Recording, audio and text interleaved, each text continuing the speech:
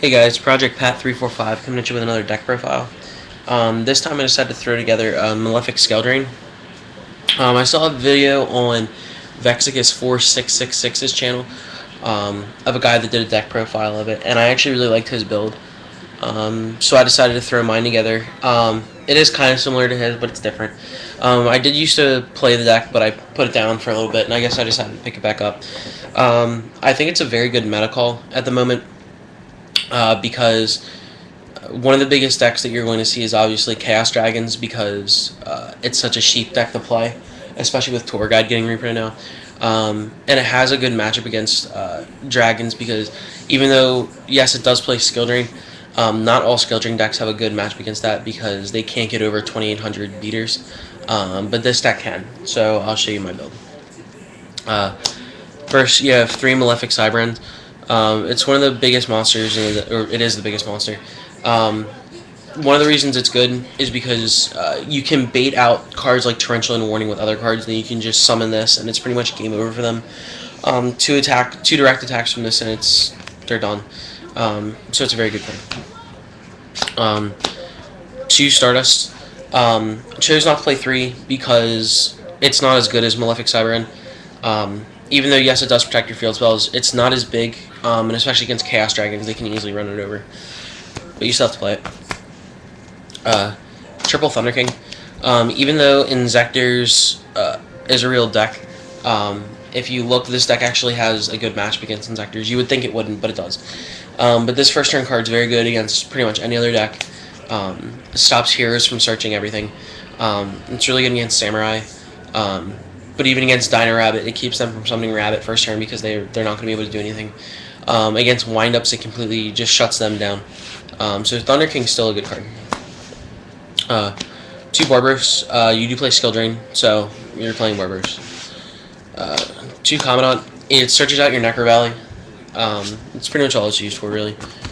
Double Effect Veiler. I decided to play this card anyway, even though you are playing Skill Drain, because the Insector matchup is difficult, and most decks are playing 2 to 3 Mystical Space Typhoon.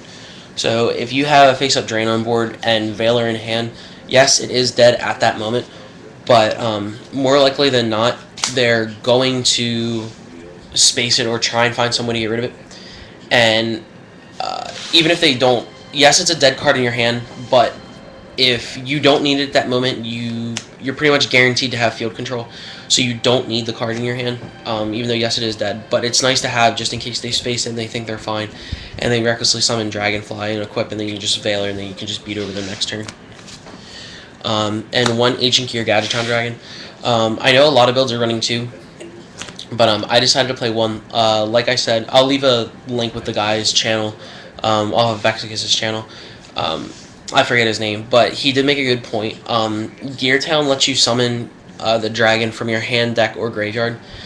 So in theory, you really do only need 1. And I'm not playing the trade-in version, just because I didn't like it either. So 1 is really all you need. But I'm going to try and play 2, see how it works. That's all the monsters. I think it's like 14 monsters or something. Then on spells, play triple Gear Town and double Necro Valley as your field spells. Necro Valley is obviously very good against the current format because everything involves the graveyard except maybe Rescue Rabbit. But it shuts down Windups, it really shuts down Chaos Dragons, shuts down Inzectors pretty well. So that's why Necro Valley is good. And then Gear Town. Gear Town is obviously an amazing card in the deck because it's a win-win for you. When this goes through, and especially if you have a Cyberend on board, the easiest way for them to get rid of the Malefic Cyberend is to get rid of the field spell. But if they get rid of this field spell, they have to deal with a 3,000 beater. So that's why Gear Town's good. And you can't warning it, which is even better. Triple Duality. I had in the past I have tried the Upstart build.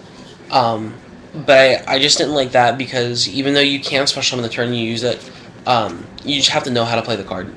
If you have the card in hand, you don't have to activate it that turn. Save it. So it was just a better option in my opinion because it lets you dig for the pieces that you need. It lets you dig for the skill drain, that monster that you need, the Forbidden Lance that you need to make the push. So That's why I play Duality. Like I mentioned, 2 for Bin Lance. It protects your cards from things like Mirror Force, Deep Prison, Torrential, just anything like that. I chose to only play 2 Terraforming. With the 2 Terraforming, you're playing basically 9 field spells. And I felt like that was more than enough. There hasn't been a time where I've opened up no field spell. And just late game, that 3rd Terraforming can be extremely dead. So that's why I'm only playing 2. 2 main deck Prohibition. Just because you can call cards like MST and Heavy. And if you have board control with this on board, with both of these on board especially, it's pretty much game over for your opponent because there's almost no way they can come back.